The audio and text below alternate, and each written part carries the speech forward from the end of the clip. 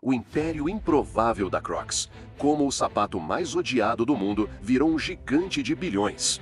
A história começa onde quase todas as histórias de grandes impérios corporativos se recusam a nascer. Começa no ridículo, no feio, no improvável. Quando os primeiros pares da Crocs surgiram diante do público, eles foram recebidos com zombaria. Críticos de moda os chamaram de desastres ambulantes. Consumidores olharam para aqueles blocos de espuma e riram, certos de que terminariam no fundo de alguma liquidação triste e empoeirada. Naquele momento, ninguém imaginava que aqueles sapatos deformados, de aparência quase cômica, um dia dominariam red carpets, passarelas de luxo, salas de cirurgia, cozinhas industriais, praias, consultórios, playgrounds e até o imaginário coletivo.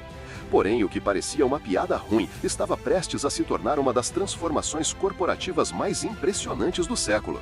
Antes de começarmos essa investigação pelos bastidores de um império bilionário, vale lembrar que o que você está prestes a ouvir é o tipo de história que define por que este canal existe. Se você gosta de entender negócios, poder, estratégia e a anatomia silenciosa das grandes decisões, sente-se com a gente por mais alguns minutos e, se ainda não fez isso, considere se inscrever no canal para não perder nenhuma das nossas investigações futuras. Agora respiramos fundo, porque esta história vai muito além de espuma injetada. Vai falar sobre resiliência, identidade e o valor corporativo de ser diferente num mercado que premia a conformidade.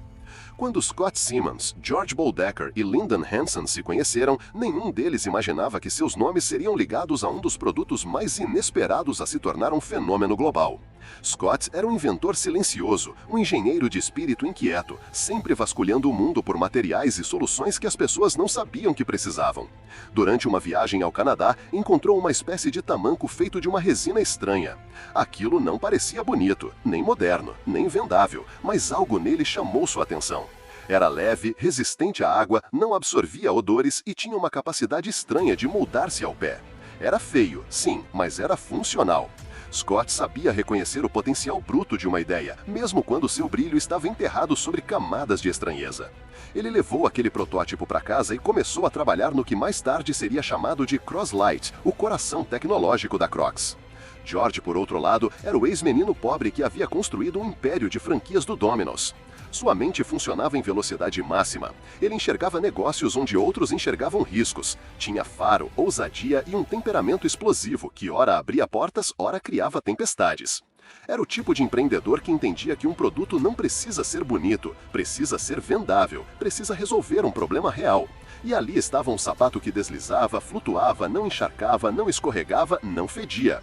George viu utilidade onde o mundo via apenas um meme.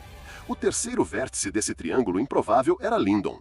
Ele estava quebrado emocionalmente, sem emprego, sem rumo, carregando o peso de uma sequência de perdas pessoais. Dormindo no sofá de um amigo quando George o convidou para uma viagem de barco pelo Caribe. Ele não sabia que aquele convite seria a virada silenciosa, que mudaria não apenas sua vida, mas parte da indústria do calçado. No convés daquele barco, entre o sal do mar e o barulho ritmado das ondas, Scott mostrou aos amigos o protótipo do sapato canadense. A primeira reação foi riso. Era feio, incomum, parecia uma piada. Mas horas depois, quando seus pés já estavam moldados, secos e confortáveis, o riso virou silêncio. O silêncio virou ideia.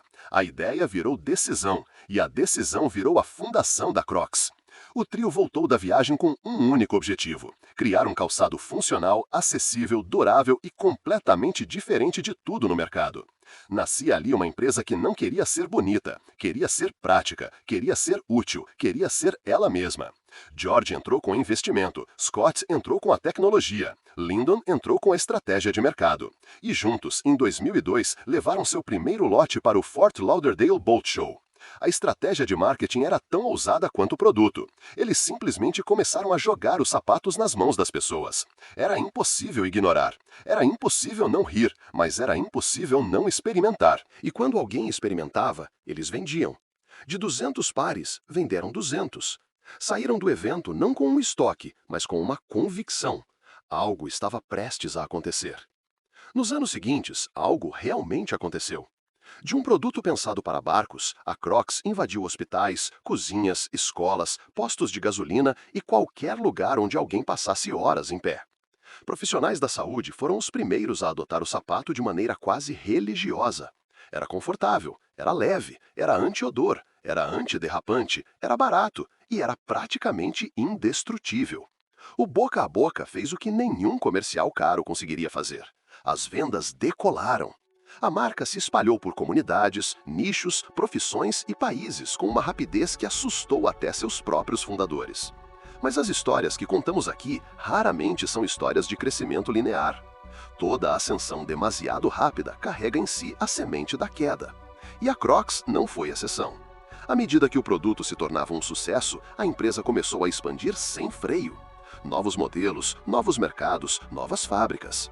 A obsessão por crescimento ilimitado distorceu a visão que havia impulsionado os primeiros anos. Em 2007, a empresa vivia seu auge.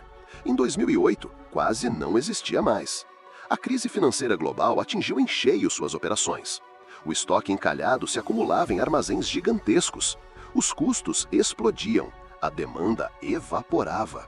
E a Crocs se transformava rapidamente de fenômeno cultural para um aviso corporativo sobre o preço da arrogância. As ações, que haviam alcançado valores recordes, despencaram para quase zero. Investidores abandonaram o barco.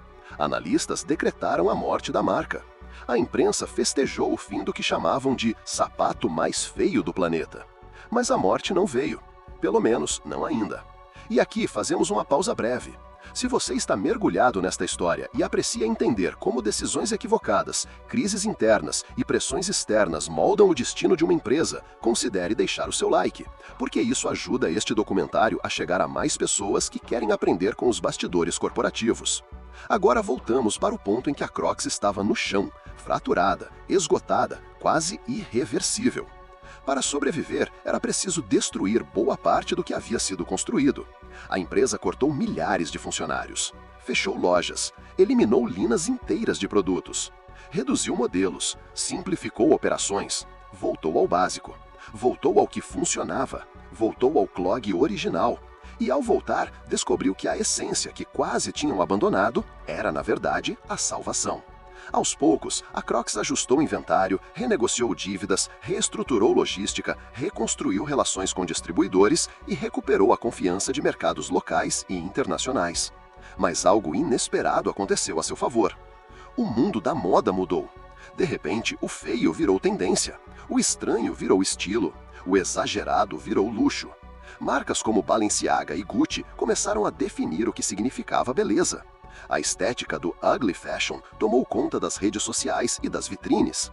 E naquele exato ponto, quando ninguém mais esperava, a Crocs voltou à superfície, com força renovada. Não tentando parecer algo que não era, mas abraçando exatamente aquilo que sempre foi. Eles transformaram a própria polêmica em linguagem de marca. Criaram campanhas com a assinatura Come As You Are. A mensagem era clara: não somos para todo mundo, somos para quem não tem medo de ser quem é. A partir daí, vieram as colaborações de impacto. Post Malone, Justin Bieber, Bad Bunny, designers de alta moda. As coleções esgotavam em minutos. Milhares de jovens passaram a usar Crocs não pela utilidade, mas pela identidade. A geração Z adotou o produto como símbolo de autenticidade. Jibbitz virou uma febre global e um laboratório de personalização infinita. Na pandemia, quando o mundo buscava conforto acima de tudo, a Crocs encontrou uma demanda monumental. O gesto de doar mais de 910 mil pares para profissionais de saúde reforçou não só vendas, mas reputação. E quando o mundo reabriu, a Crocs já não era um sapato feio, era um ícone cultural. Por mais que essa história soe improvável, ela é real. Tão real que hoje a Crocs ultrapassa bilhões em receita anual, domina mercados em mais de 90 países e influencia categorias inteiras dentro do setor de calçados. Porém, toda empresa que atinge esse patamar enfrenta novos desafios: sustentabilidade, escala, concorrência, relevância cultural. As Crocs prometem migrar para materiais de base biológica, que é reduzir sua pegada de carbono e tenta equilibrar crescimento com responsabilidade ambiental. Resta saber se esse compromisso será mantido ou se é apenas mais um discurso corporativo pronto para agradar o mercado. Chegamos ao fim desta investigação e, como sempre, deixo a reflexão final para você. O que começou como um sapato feio transformou-se em um império global, movido por inovação, autenticidade e pela coragem de ser diferente. Histórias como essa nos lembram que, no tabuleiro dos negócios, as peças mais subestimadas às vezes fazem as jogadas mais surpreendentes. Se você já teve um Crocs ou se jurou que jamais teria, conte nos comentários a sua experiência. E se quiser acompanhar mais histórias de empresas que desafiaram expectativas, considere se inscrever no canal, porque toda semana destrinchamos os bastidores de um novo gigante corporativo. Hoje ficamos por aqui. Nos vemos no próximo vídeo.